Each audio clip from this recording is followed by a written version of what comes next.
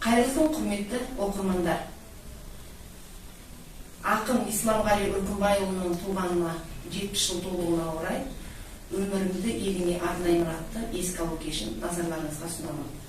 Үркімбайұлы 1953 жылы 15 наурыз Алматы облысы Панфилов ауданы Сарбел ауылында дүниеге келген.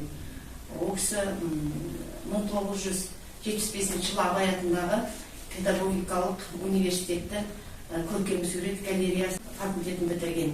1975-1993 жылдары ұстаздық қызмет атқарған кісі. Адам баласына Тәңірдің сыйы ретінде берілетін талант, еңбекпен ұштасқанда ғана өз жемісін беретіні белгілі.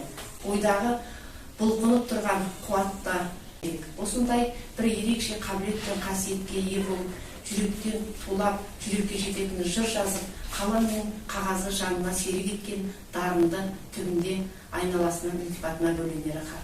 Бүгінде қарбаласқан қала тіршілігінен аулақта туған ауыл жақта ел ішінде рухани әлемге қызмет етіп жүрген ақын, Қазақстан журналистер одағының мүшесі, Қазақстан жігер фестивалінің лауреаты Үркімбайұлы талантын еңбегімен еселеп жүрген қаламгерлердің бірі.